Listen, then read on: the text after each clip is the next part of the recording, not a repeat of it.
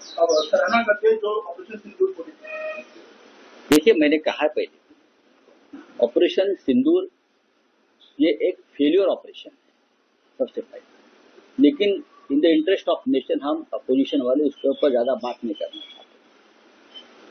दूसरी बात यह है कि ऑपरेशन सिंदूर करने की जरूरत क्यों पड़ी है, इसलिए कि पहलगांव में 26 हमारी माता भगिनी का सिंदूर उजाड़ दिया आतंकवादियों ने। उसके लिए जिम्मेदार देश के गृह मंत्री अमित शाह है, और उसका प्रायश्चित लेने के लिए अमित शाह जी ने अपने पद से इस्तीफा देना चाहिए।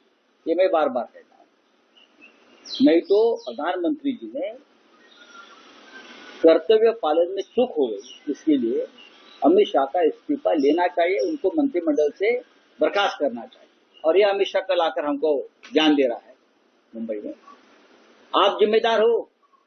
ऑपरेशन सिंदूर ने ये सिंदूर जो उजाड़ दिया हमारे महिलाओं का, कहाँ है वो आतंकवादी? क्या आपने गुजरात में छुपाया है? क्या दाहोद में छुपाया है? कल मोदी जी दाहोद में थे ना। जिस दाहोद में औरंगजेब का जन्म हुआ है गुजरात में, वहां से कल बड़ी बड़ी गर्जना कर रहे थे ये लोग। लेकिन जिम्मेदार आप है।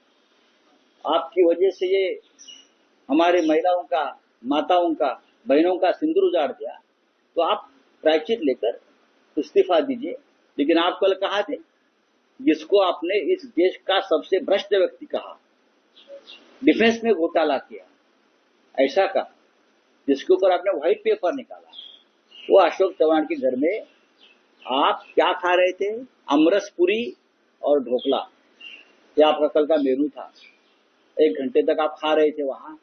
यहाँ मुंबई डूब रही है, वहां हमारे माताओं के घर का जो सिंदूर जिसका उजाड़ा, वो घर में आक्रोश चल रहा है, और आप बैठे खाते हो, पीते हो, हाँ, राजनीति करते हो।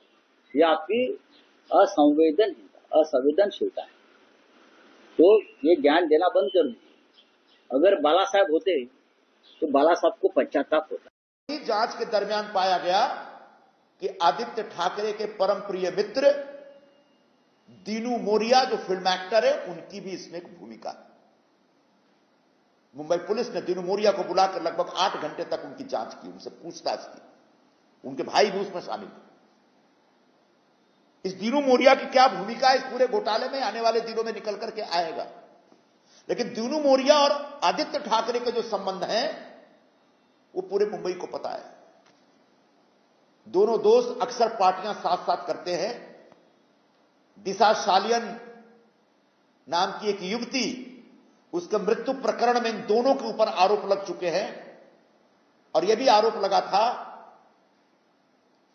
कि जिस दिन दिशा सालियन ने सुसाइड की कथित तौर पर, उस दिन उसके घर की पार्टी में ये दोनों साथ साथ थे।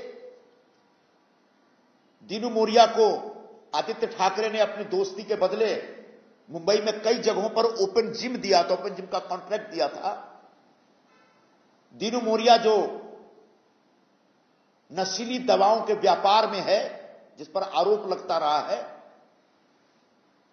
ऐसे ड्रग पेडलर और ड्रग ट्रेडर के बीच के साथ आदित्य ठाकरे के संबंध का क्या अर्थ है, इसकी छानबीन होनी चाहिए। दीनू मोरिया शहर के बड़े बड़े लोगों को ड्रग्स सप्लाई करता है।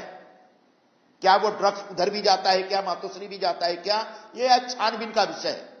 इसके बारे में हमारे पास कोई ठोस जानकारी नहीं है। लेकिन निश्चित तौर पर दीनू मोरिया पे जो आरोप लगे हैं, उन आरोपों की जांच होनी चाहिए। और खासकर अब मीठी नदी के भ्रष्टाचार में, जब उस कॉन्ट्रैक्टर के वो संपर्क में था, जिसकी जानकारी, जिसके सारे फोन रिकॉर्ड्स मुंबई पुलिस के हाथ लगे हैं, तब ये सवाल उठता है कि एक फिल्म एक्टर का बीएमसी के कॉन्ट्रैक्टर से क्या लेना देना।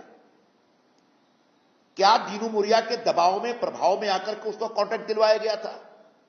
क्या जो मध्यस्थ हैं, जो दलाल थे, उन दलालों में से एक दीनू मोरिया था? अगर दीनू मोरिया ने दलाली खाई और मीठी नदी के भ्रष्टाचार में उसकी कोई भूमिका है, तो निश्चित तौर पर आदित्य ठाकरे की भूमिका की भी जांच होनी चाहिए।